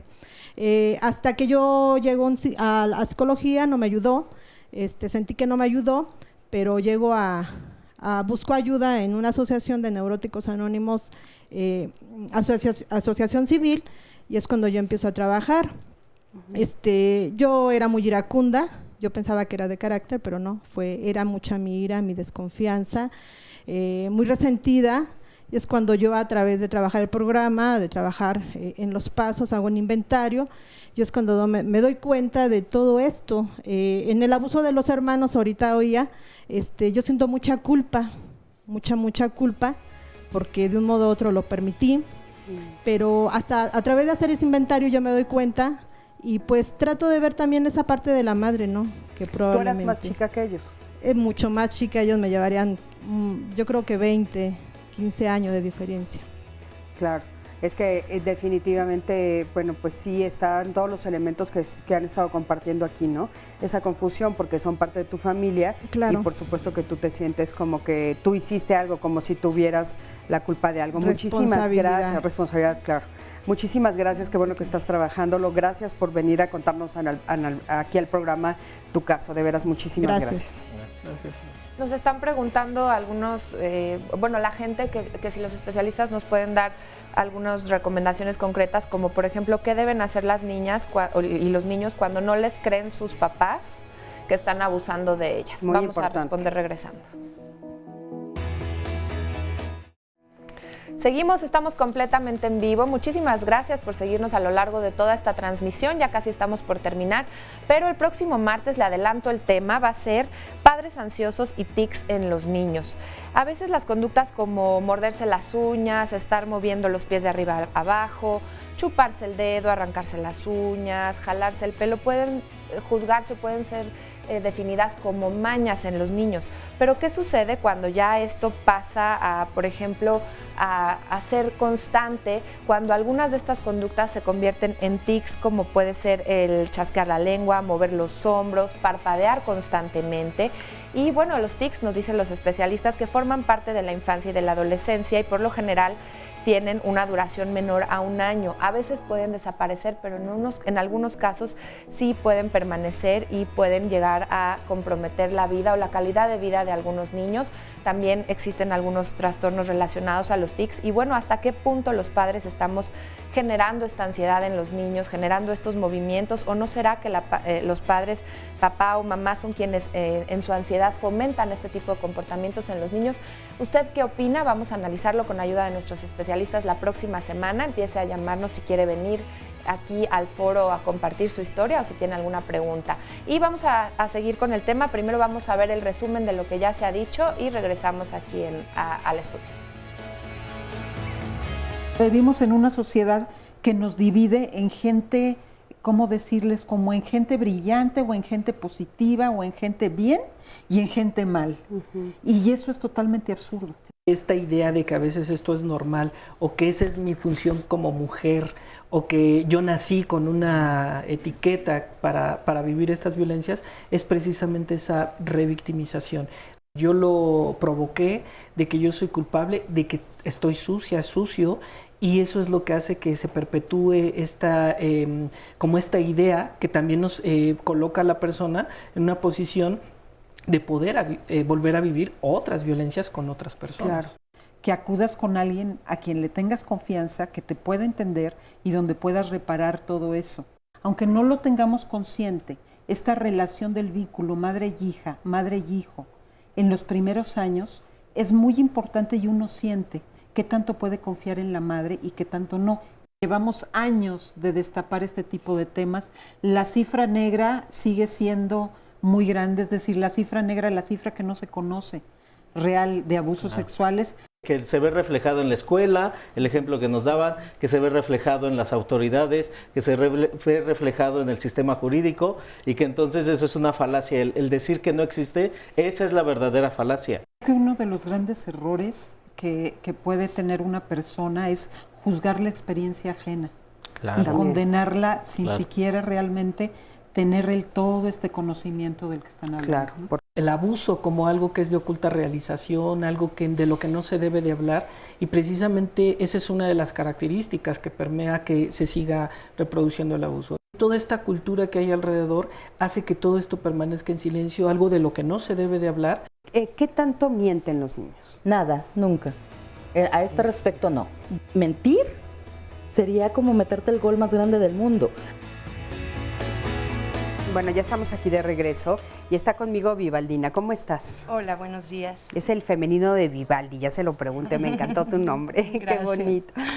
Nos vienes a platicar de algo que ustedes hacen para ayudar justamente sobre el abuso sexual infantil. Exacto. Yo soy Vivaldina, soy sobreviviente de abuso sexual infantil y soy creadora y directora de Cazando Mariposas, un proyecto que trabaja contra el abuso sexual infantil. ¿De qué forma? Concientizando a través de la denuncia social y a través de la prevención. Concientizamos a través de una obra de teatro que se carga de muchísimos testimonios, a través de una exposición gráfica donde las víctimas donan su testimonio a través de prendas, dibujos. Se abre ese espacio para la credibilidad y la denuncia social. Un primer paso para sanar el abuso sexual infantil es hablarlo, sacarlo. Entonces, por eso ideamos esta exposición gráfica. Ya contamos con 36 testimonios y ha tenido una reverberancia importante. ¿Dónde podemos acercarnos? O dónde podemos... A través de la página de Facebook tenemos el portal de Cazando Mariposas, también un grupo y el correo. También tenemos talleres preventivos, porque los niños tienen que aprender a cuidarse. Los padres no están al 100%. Entonces un niño tiene que saber cómo detectar a un posible agresor, cómo saber parar un posible abuso sexual, y esos talleres se dan a partir de los 3 años, porque es importantísimo hablarle a los bebés desde que empiezan a ser sexuales de sexualidad y todo a su nivel. Claro. Por eso es que muchos se asustan, ¿no? Dicen, es que ¿cómo hablar de sexualidad con mi hijo? Es que hay lenguaje, hay pedagogía para... Oye, ¿por qué sentiste esta necesidad de crearlo? ¿Te sentiste sola? Bueno, es que uno de los factores que traumatiza muchísimo a las víctimas es la falta de credibilidad. Entonces, en mi caso, yo tuve que cortar relación con toda mi familia materna y mi madre sigue viviendo con mi agresor. Pero con todo el bagaje que uno se va formando y la información que va adquiriendo, me di cuenta que yo tenía que levantar la voz desde esta trinchera, desde el arte. Y el arte también genera muchísima resiliencia. Entonces, cuando uno empieza a autoflagelarse y a revictimizarse, es necesario canalizar esos pensamientos y esa energía hacia una labor muchísimo más positiva. Y entonces se empezaron a acercar madres de víctimas y profesionistas en el tema, profesionales en el tema. Y entonces me decían, oye, ¿cómo auxiliamos? Y entonces Cazando Mariposas genera a las amigas. Y a las amigas son todos estos terapeutas, abogados, penalistas y madres, sobre todo madres, pero también padres, que deciden auxiliar a Cazando Mariposas a través de servicios de canalización. Entonces, si se detecta a un niño en los talleres, se canaliza con los especialistas. Si un padre necesita denunciar o asesoría, se canaliza con los especialistas. Y entonces, a través del conocimiento vivencial y toda la información que ha adquirido, desarrolló este circuito para que parte desde el testimonio, parte desde las necesidades de la víctima, claro, que es denunciar, levantar la voz. Por ejemplo, ahorita que nos han estado escuchando y, por ejemplo, el testimonio que nos decía que tenía algunas pastillas en su mano, ¿ese tipo de personas se pueden ayudar y ustedes los canalizan? Claro que sí. Número uno, se le auxilia compartiendo, porque además somos toda una red de víctimas y sobrevivientes. Es importante hacer esa diferencia. Claro. Un sobreviviente ya tiene la capacidad de canalizar esas emociones y ese dolor hacia otro. Claro. Y a todo un proceso de sanación, ¿no? Perfecto. Porque todo lo que recuerdas se siente. Claro, Vivaldina, muchísimas gracias. Y bueno, por supuesto, Sandy va a poner los datos de esta asociación también en las redes sociales para cualquiera de ustedes que necesite la información y que se quiera acercar. Sandy, adelante. Por favor. Sí, Cris, muchas gracias por esta información sumada a toda la información que nos va proporcionando el equipo de producción, nuestra compañera Gude, que también ahí trabaja para darles todos estos datos. Y bueno, yo lo que les quería, lo que se quedó pendiente antes de salir al corte era la llamada o esta pregunta de qué deben hacer las niñas y los niños cuando no les creen sus papás. Pues estamos hablando de papá y mamá que están siendo abusados. ¿De qué manera pueden generar a alguien una relación de confianza? Porque muchas veces estos chiquitos están solos o se sienten solos. Ana Laura o Misa. Sí, bueno, yo comentaba aquí en cortito que debe de haber un adulto en el cual tenga confianza el niño, un adulto que pueda apoyar a esta persona. Pero aquí una gran problemática es que efectivamente de repente no hay ningún adulto que le pueda creer, que lo apoye. Entonces yo creo que lo tiene que gritar, por llamarlo de alguna manera, decirlo en la escuela, decirlo a la maestra, al director, a sus compañeros, a la otra maestra del otro grupo, a su tía, a su tío. Es decir, en algún momento va a encontrar a alguien que le ayude, ¿no? Que es lo deseable, que encuentre una persona adulta que le pueda dar este sostén a esta pequeña que de repente no sabe qué es lo que le está sucediendo. Evidenciar al abusador, porque de repente socialmente es, no digas, es el abuelito, no, es el tío, como en el primer caso que pasaron, no, es que no tienen a dónde irse a vivir, no digas nada porque entonces pobrecito de él, pobrecitos mangos. Híjole, Misa, yo te escucho y por supuesto que suena súper lógico la respuesta que estás dando y sería lo ideal, pero un niño después de 3 rechazos ya se calla. Lo sé, entonces entonces más bien complicado. Prevenir, hacerles entender a los adultos que no es correcto abusar de los niños, ¿no? Sí, algo que puede exponer a más violencia. Sí. Entonces sí tiene que tener como cuidado de si lo dice, a quién lo dice. Claro. ¿Hay algún perfil del abusador? No hay un perfil, ni de la persona que abusa, ni tampoco de la víctima. No existe un perfil. No existe un perfil. Pero ¿qué sí le podríamos decir a nuestros hijos, además de en los talleres, qué tipo de focos rojos podrían encontrar en algún adulto que pudieran ser potencialmente... ¿Qué cosas son focos rojos? Es que no busquemos o sea, no querramos encontrarlo con lupa, decir es que si se viste así, si se comporta así, va a suceder esto, sino más bien es cómo te sientes tú en la relación con esa persona, te sientes a gusto, no, el juego te gustó, no te gustó. Y un poco escuchar a los niños, ¿no? Porque, por ejemplo, los niños de repente sí lo dicen de otras maneras. Sí. O sea, lo dicen con sus actitudes, como nos decía la abuelita que pudo ver a su nieta, que había actitudes que a ella le hacían resonar con esa actitud de decir, estoy sintiendo que le está pasando algo similar a lo que a mí me pasó. Pero también de repente los niños nos dicen mucho, yo no quiero ir con mi tío, no quiero ir a dormir con mi abuelita. Y somos nosotros los que les insistimos, ¿no? No responsabilizamos al niño de detectar algo que no va a poder. O sea, yo les preguntaría a todos los adultos que estamos aquí, ¿tienen la capacidad de detectar a alguien que va a defraudarlos, que va a engañarlos? No. Entonces los niños no tienen que tener esa responsabilidad. Somos los adultos que con información podemos estar alertas a Sí, las porque señales. pareciera que si dejamos a los niños otra vez que sean quienes lo hablen, es como la responsabilidad. Exacto. Y las personas adultas tenemos la responsabilidad de ver por la integridad de las y los Exacto, niños. no, ellos son. Oigan, y precisamente para los adultos que nos están viendo el día de hoy, que han sufrido abuso sexual, que el día de hoy están sufriendo, están con este dolor, ¿qué pueden hacer? Miren, aquí nos lo resume en una llamada, en un comentario de Facebook, una persona. Me gustaría que dijeran qué hacer para los que fueron víctimas de abuso. Con este tema se abren heridas y mucha gente se puede quedar abierta y con pensamientos incluso suicidas.